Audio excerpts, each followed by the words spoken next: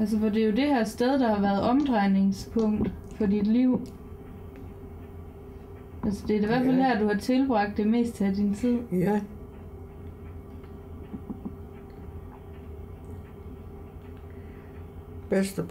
Bedstefars forsøg på at videreføre slægtsgården.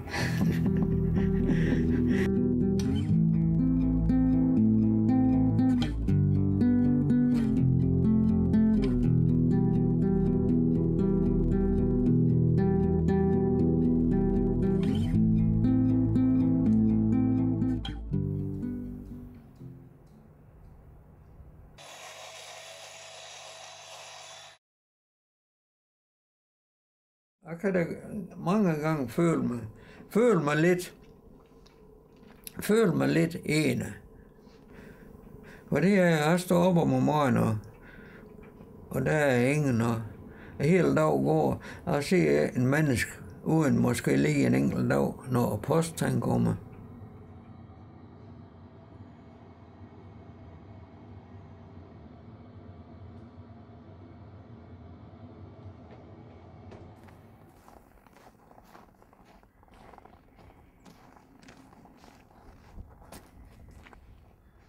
De bedste måder, vi havde kigget på hus dernede i Lem, men der var så en, vi er rigtig tødt om.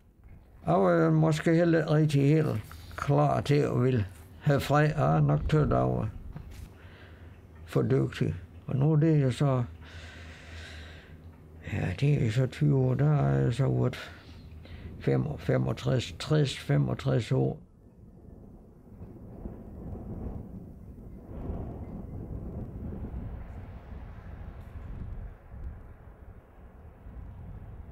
Der var jo en herregård, men en meget stor gård, der hed Svingårdsted. Og der er jo så det der til vor gård, den stammer fra.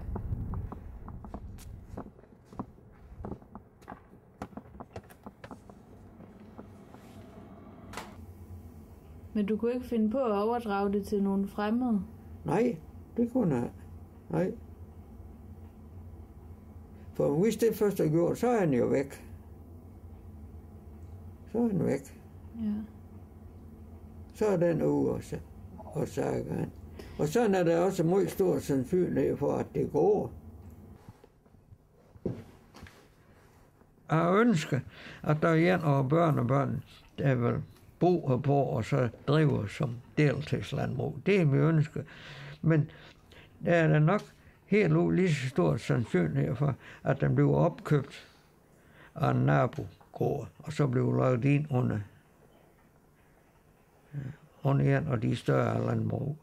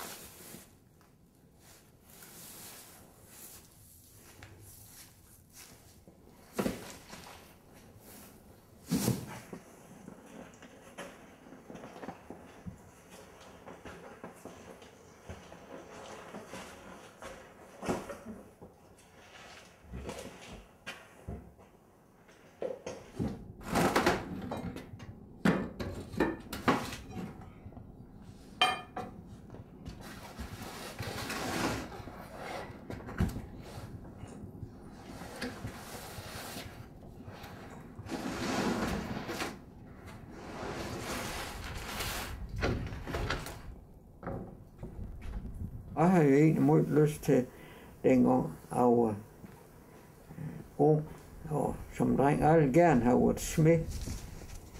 Men det var sådan ligesom, det var en selvfølge, at jeg skulle være landmand, for det jeg skulle have gået.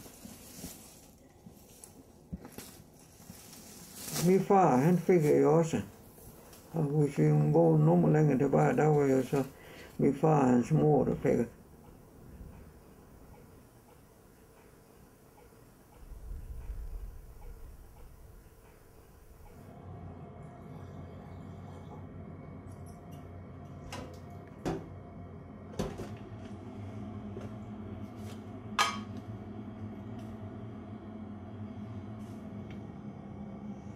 vintertid med frost, og så rigtig nødlov. Det er nok det, der er værst med. Jeg har nok altid været det, man kalder en arbejdsnarkoman.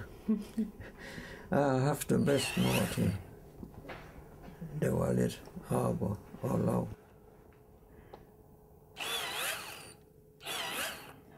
Ja, det kan nok gøre mig at vente på.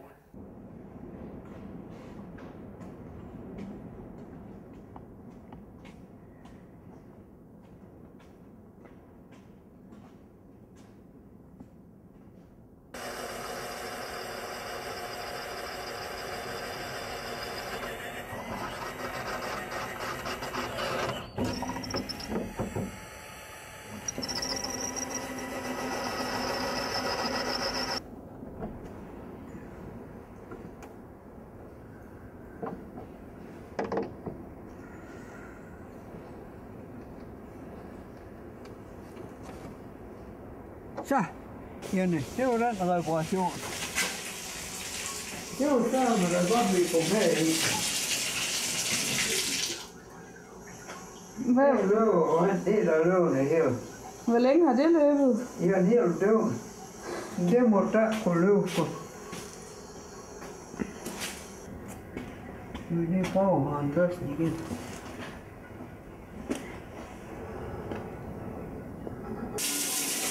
Det blev ved at løbe det.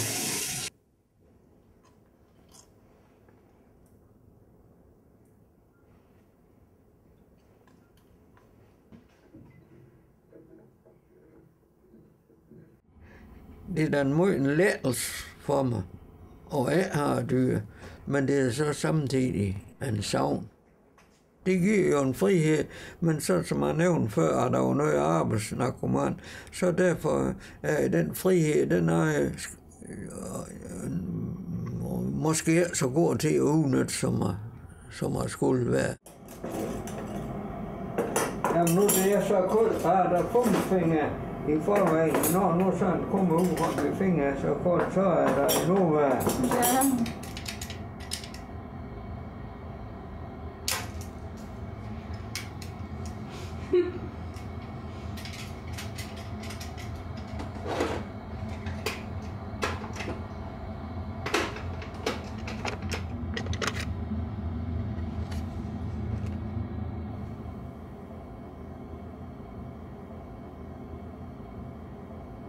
Den første tid efter hun døde, der kogte altid noget kød. For jeg forstår ikke at stege. Så fik jeg 3 stegepåser med hjem for at skulle prøve. Og siden der er jeg kun lavet steg, ikke med koge mere. Det er meget nemmere lige ikke stegepåser, så 180 grader, så 2 timer. Så er det lavet. Så er der lavet middagsmad til flere dage.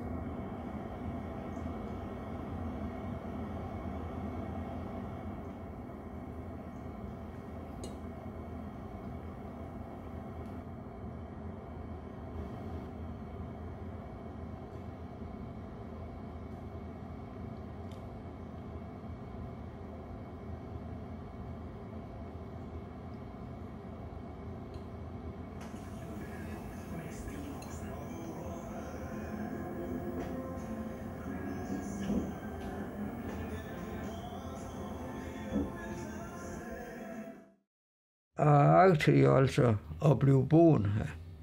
Men den dag, eller jeg kom før eller sen, at der kan jeg bo hjemme. Og det den kan jo også pludselig falde væk. Så det der med at spørge om, hvor mange år jeg vil drive videre, det er jo fuldstændig om mit helbred. Jeg ønsker at blive ved så længe, som jeg kan.